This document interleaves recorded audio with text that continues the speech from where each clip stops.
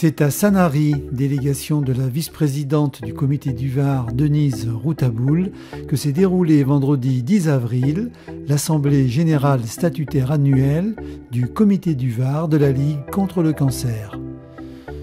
Cette assemblée réunie autour de la présidente Janine Bello et de son conseil d'administration devait approuver les différents rapports annuels présentés lors de cette assemblée générale. Le rapport moral, qui dicte la ligne de conduite annuelle du comité du Var, a été énoncé par la présidente Janine Bello.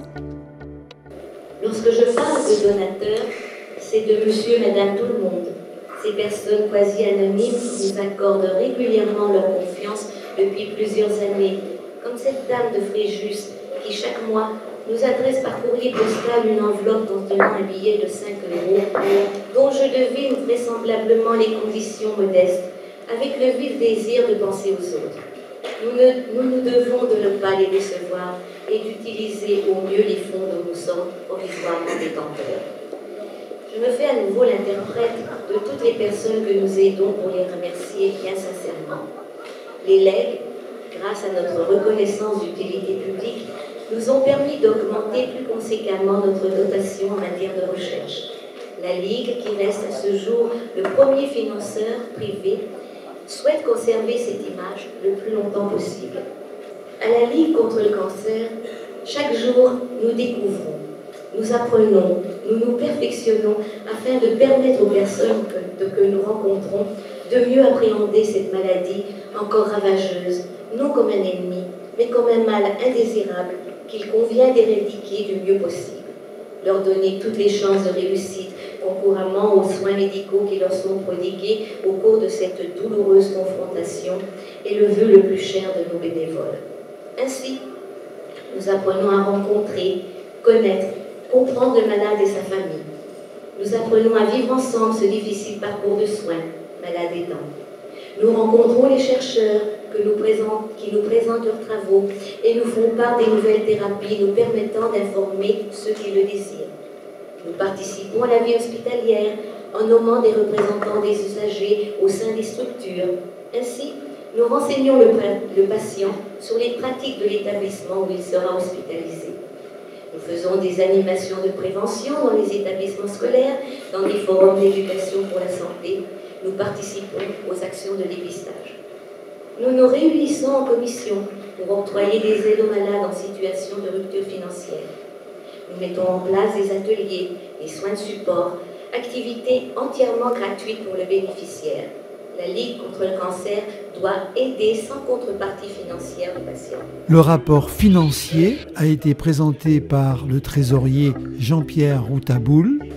Nous avons un avantage, c'est que nous avons reçu pas mal de legs qui ont gonflé notre trésorerie annuelle. Le total des legs pour 2014 s'élève à la somme de 652 369,51. Comme chaque année, les comptes financiers ont été approuvés par le rapport du commissaire aux comptes. Je vous rappelle que l'existence même du commissaire aux comptes est liée à sa mission d'intérêt général, qui est de renforcer les relations de confiance entre l'association et ses partenaires, notamment ses adhérents, les donateurs, les organismes de tutelle et les collectivités publiques. Autre temps fort de cette réunion, le rapport de la commission d'aide aux malades, qui représente l'une des activités maîtresses du comité, énoncé par sa responsable, Chantal Perroy. À titre indicatif, au cours de ce premier trimestre 2015, plus de la moitié des dossiers que nous avons reçus ont une moyenne économique inférieure à 5 € par jour et par personne. Il faut alors bien comprendre que dans ces situations précaires, l'aide que nous apportons est toujours essentielle, même si malheureusement nous ne faisons pas de miracle et nous ne réglons pas pour autant tous les problèmes. Comment ces personnes font-elles pour se libérer l'esprit pour lutter contre la maladie? Comment dormir tranquille quand on n'est pas sûr de pouvoir nourrir correctement ses enfants? Enfin, comment peut-on engager des dépenses de santé alors que vous ne pourrez pas honorer votre loyer? C'est face à toutes ces situations que notre rôle prend tout son sens. C'est de notre devoir d'aider ces familles du mieux que nous pouvons, et je peux dire que chaque membre de cette commission met un point d'honneur à être le plus juste et à donner un sens à notre action. Le professeur Levotte, quant à lui, a présenté le rapport du conseil scientifique avec un compte-rendu sur le congrès de Dijon des 29 et 30 janvier auquel il a participé, qui était consacré au 17e colloque de la recherche de la Ligue contre le cancer. Quant au professeur Giuseppe Pagliacci, il a dit que les conditions de sélection des projets étaient très sévères, puisqu'en fait c'est du 30%, quoi, sur les 100 équipes labellisées qui sont retenues chaque année. Eh bien, il y a à peu près 3 fois plus de propositions qui sont faites. Hein. C'est pour vous donner une indication là-dessus.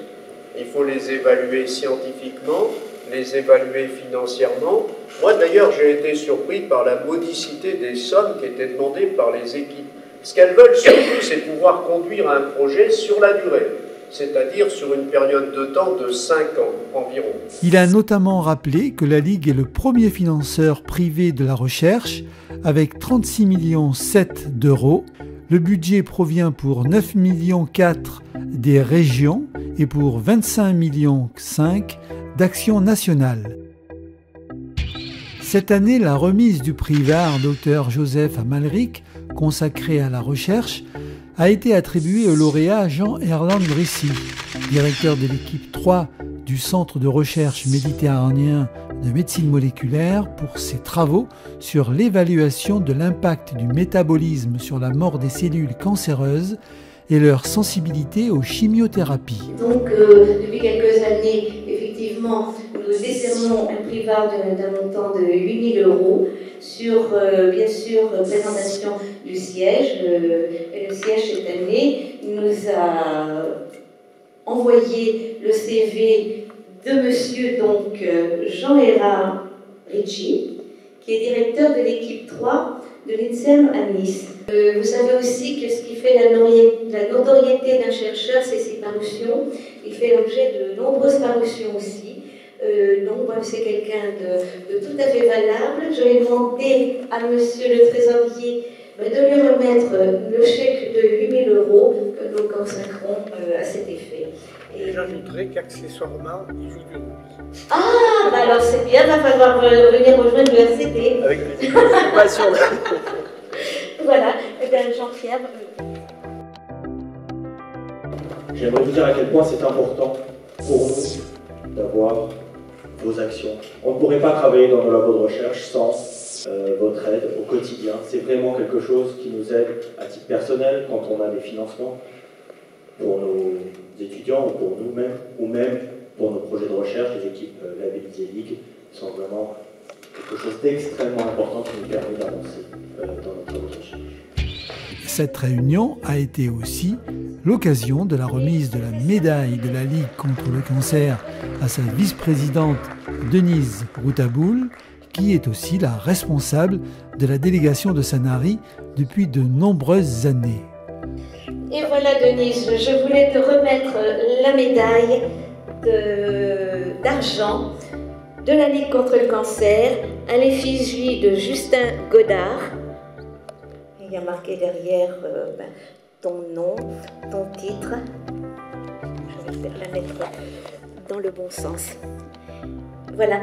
Et je te remercie Denise pour tout ce que tu as fait pour la Ligue sur la commune de Sanary et que tu as fait aussi au comité, parce que pendant quelques années, elle a été également responsable de la commission sociale.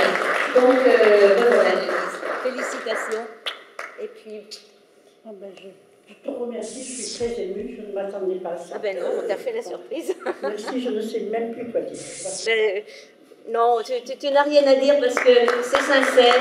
Je sais de temps en temps, vous savez, de temps en temps, on a des plus hauts à la Ligue. Ça ne fonctionne pas forcément toujours comme sur des roulettes. Alors des fois, on se chamaille un peu, mais enfin, c'est des petites chamailleries de rien. C'est pour faire avancer le schmilblick, comme on dit, c'est pour que les choses fonctionnent bien.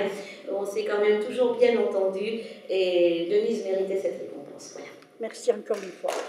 Merci une fois. Merci à tous les bénévoles qui nous suivent depuis 23 ans, aux nouveaux bénévoles, à M. Corcu, qui est adjoint à la mairie et qui, malgré tout, chaque fois que j'ai besoin de lui, est là sans que je le lui demande. Merci à tous, encore une fois. Je suis très émue. Je vous remercie.